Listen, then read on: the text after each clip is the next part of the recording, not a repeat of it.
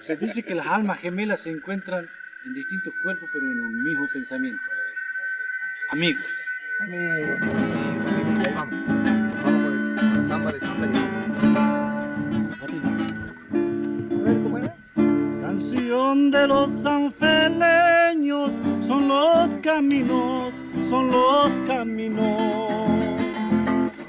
Una escuela bien montada, un buen molino, y un buen molino.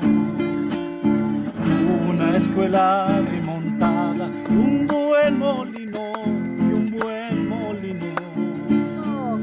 Escuela, camino y agua, en San Feliz siempre habrá toda la gente dispuesta para su progreso, allí encontrará. ¡Eso! Y un corazón sanfeleño para sus amigos, aquí encontrará. ¡Viva San Félix! ¡Viva San Félix, carajo! Vamos a brindar por San Félix. Vamos.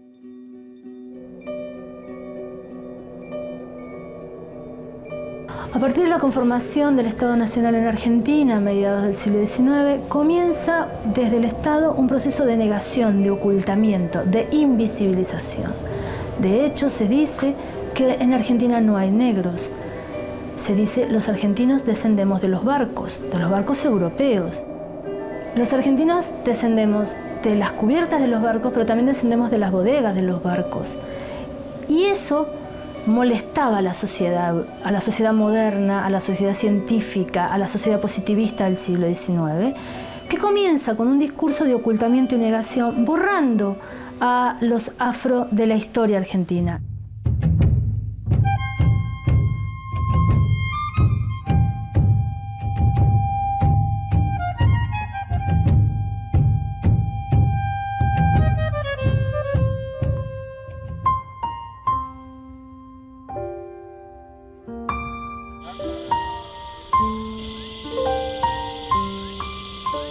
San Félix es un pueblo pequeñito en la provincia de Santiago del Estero, que está a más de 120 kilómetros de la capital. No es de fácil acceso y eso también ha permitido mantener la comunidad funcionando como tal.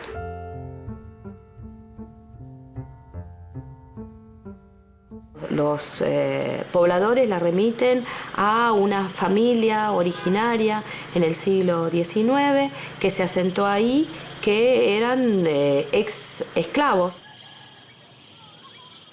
Esa población, esa comunidad se reconoce a sí misma como afrodescendiente, como un origen africano, como con antepasados comunes, como que siguen viviendo de esa manera y que tienen entonces también ahí una resistencia. Es una forma de resistencia, de seguir viviendo de esa manera, de seguir practicando ciertas formas comunitarias de funcionamiento, de trabajo de la tierra y de seguir viviendo en esa tierra de uso que podríamos decir ancestral. En el tiempo de la colonia, tiempo del censerío,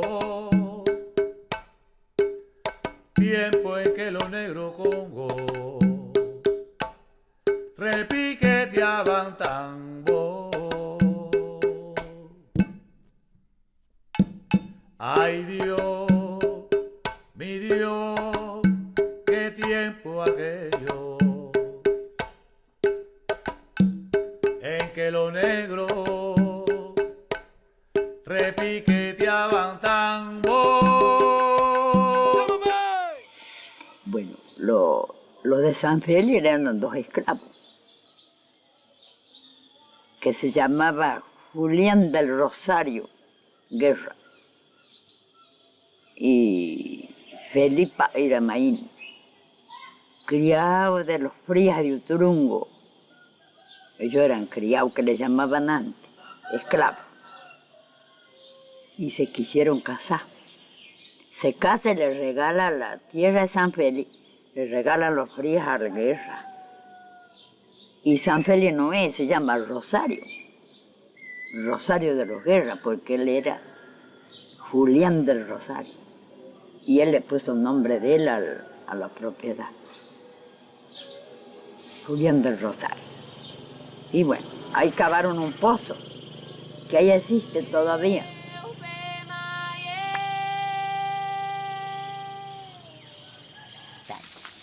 Y porque era tontito, usted me dice, los pimientos con mi palabra, lo agarra y lo cambia.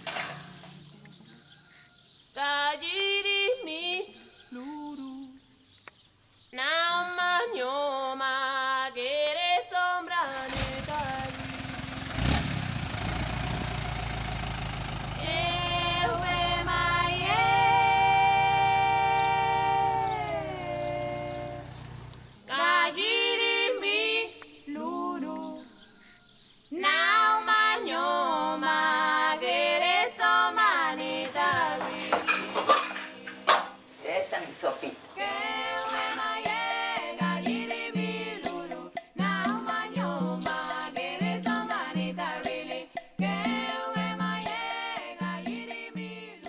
Estos esclavos de San Pedro eran criados de los Frías, de Uturún. El nombre yo no sé, ¿no? Pero eran Frías, dueños de Uturungo, dueños de las tierras de San Félix, Vitiaca, Ánima. Todos eran dueños ellos. San Ramón de los Guerras. Y ellos le donaron la tierra a esto, a los esclavos. Y estos esclavos, no sé cuántos hijos han sido. Si eran 7 u 8, de algunos me acuerdo, de otros no, de los esclavos. Que una era mi bisabuela. Mi bisabuela era hija del esclavo que se llamaba Felipa Guerra.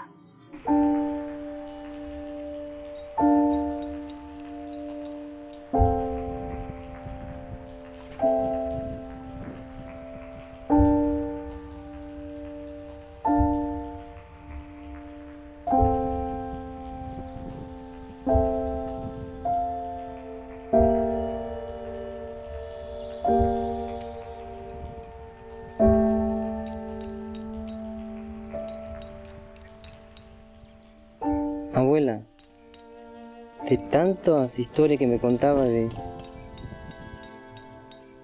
mis ancestros, hoy me gustaría contarte una. Los otros días leí un artículo que el 2 de septiembre, Día de la Industria Nacional, es porque ocurrió un hecho trascendental para el país. Se logró exportar por primera vez a Brasil productos santiagueños de un barco que partió del puerto de La Boca. El barco se llamaba el San Antonio. Lo que no cuenta parte de la historia es que en esos sacos de grano iba de contrabando lingotes de plata. Y de Brasil volvió ese barco cargado con 120 esclavos. Ahora me pregunto si esos esclavos de Brasil que llegaron a Argentina tienen alguna relación con vos.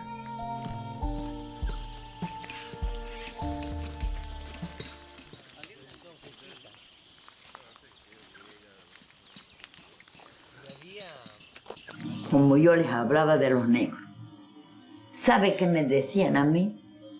Deje hablar tontero, hombre. Me callaba. Y el que me hizo hablar de los negros ha sido el Juan Torres, hermano de Omar. Él ha venido y empezó a escribir. Si no hubiese yo, no sabían de los esclavos. Y le digo después yo, por algo Dios le dejó vivir, para que cuente algo. Esa es la historia de los negros. Y de allá somos descendientes de los negros. Bernardino Rivadavia nació en el seno de una familia con antepasados africanos. Por tal motivo, sus opositores políticos le pusieron el mote de Doctor Chocolate. Sin embargo, en el censo de 1810 fue rotulado como blanco. Rivadavia fue el primer presidente de las Provincias Unidas del Río de la Plata. Es interesante que no necesariamente el reconocimiento de la afrodescendencia tiene que ver con el fenotipo, sino más bien tiene que ver con reconocer la ancestralidad africana. ¿Qué es esto? Es reconocerse en algún ancestro que vino de África y sentir orgullo por ese ancestro. Y entonces ahí se sale de la idea del fenotipo. No necesariamente es que alguien que se reconozca como afrodescendiente tiene que tener un fenotipo negro, o que lo veamos como negro, o que pueda ser representado como negro. Yo tenía un maestro, Infante del Castaño, y él nos hablaba a todos sus alumnos. Él nos decía de que nosotros no tendríamos que avergonzarnos de nuestra raza, que nosotros veníamos del negro esclavo, casualmente de ese negro que le habían donado unas tierras cuando lo liberan. Eran negros marcados. Y viene cómo el hombre de San Félix empieza a cambiar el color de la piel a través de un español que llega al pueblo, y bueno, y ahí se casa con una hija del esclavo. Son parientes. Claro, nosotros descendemos de los dos. San Félix, como ser San Félix, tiene dos esclavos, ¿no es cierto? Sí. Y bueno, de esos dos esclavos y se forma el pueblo. O sea que todos somos parientes aquí. Todos son parientes. Parientes cercanos, como dijo claro. el antiguo, ¿viste?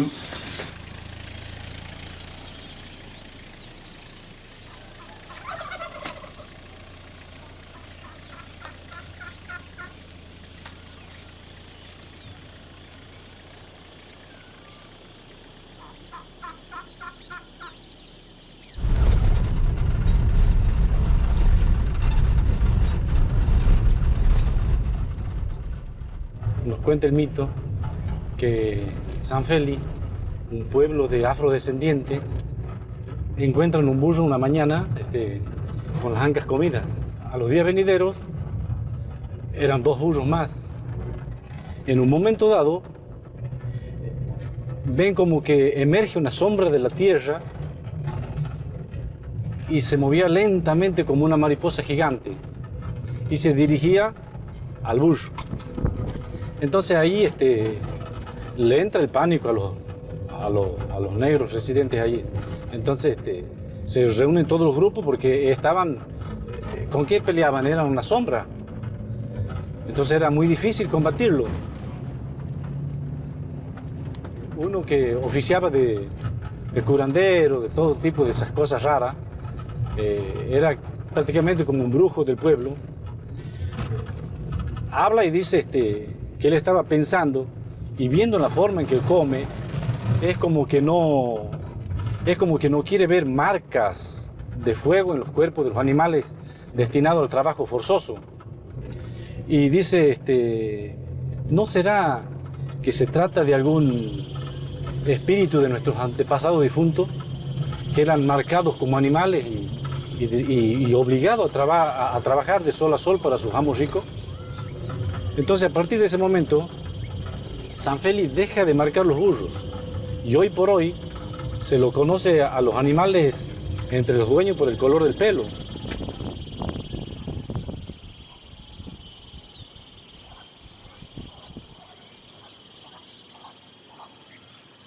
Y estamos llegando en el Comeancas, un sueño hecho realidad. Siempre hay alguien que es rebelde y que no cree. Y apareció uno diciendo, no, son macanes, esto no crean. Y marcó un burro. Y lo puso como también, lo expuso, mejor dicho, al animal. La sorpresa fue que al otro día ese burro amanece, justo ese burro que estaba marcado, amanece con el mismo problema sin las ancas. Y ahí que no quedaba duda para ellos. Y terminan aceptando como que era el espíritu de un antepasado que no quería justamente ver más marcas en los animales. Esto contaban nuestros tíos, los tíos viejos. Y bueno, y así lo fuimos aprendiendo todo, ¿no? La verdad que nos contaron 1000 veces esta leyenda. Y nosotros, bueno, también la seguimos contando. Omar tuvo la idea también de, bueno, de reflejarla, de materializarla en esta casa, ¿no? A ese mito. Lorenzo Barcala fue un mendocino hijo de africanos esclavizados. Según la opinión de Sarmiento, Barcala tenía una inteligencia excepcional. En 1815 se alistó como soldado raso en el batallón de cívicos pardos de Mendoza. Durante 16 años participó en numerosas batallas, pero en 1835 fue fusilado tras un intento fallido de deponer a José Félix Aldao, quien esclavizaba a Mendoza, su provincia natal. Bueno, el caso de San Félix es bastante particular. Por un lado, porque en general la idea que hay en el país es que cuando los que aceptan que hubo africanos en el país y que existieron y demás, en general se piensa que esos africanos vivieron en las ciudades. No se los piensa como habitantes rurales. Me parece que es uno de los grandes mitos que tenemos que romper y sobre lo que deberíamos saber más, además, de cómo hubo población de origen africano, esclavizada esclavizada y después libertos, ¿no? y libres en las zonas rurales, y de cómo se organizaron.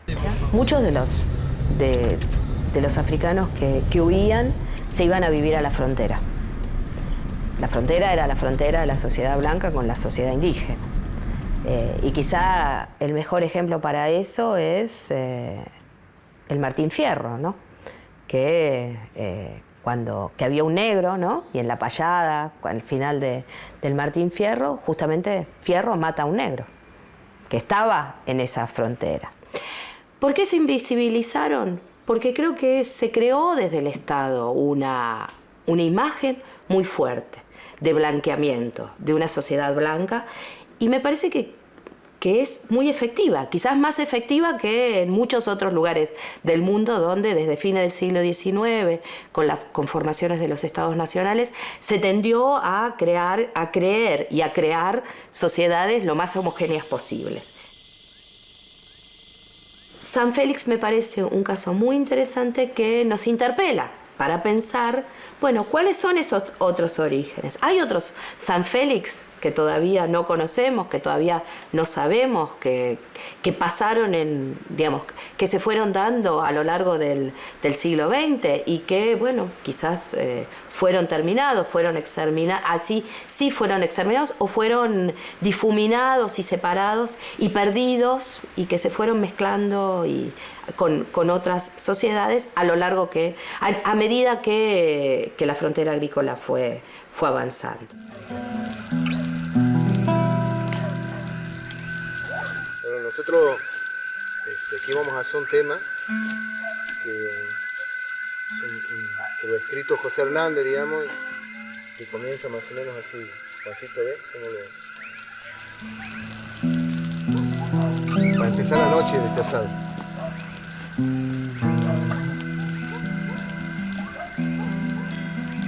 Yo no soy, señores míos, más que un pobre guitarrero, pero doy gracias al cielo cuando puedo en la ocasión toparme con un cantor para que lo experimente hasta negro.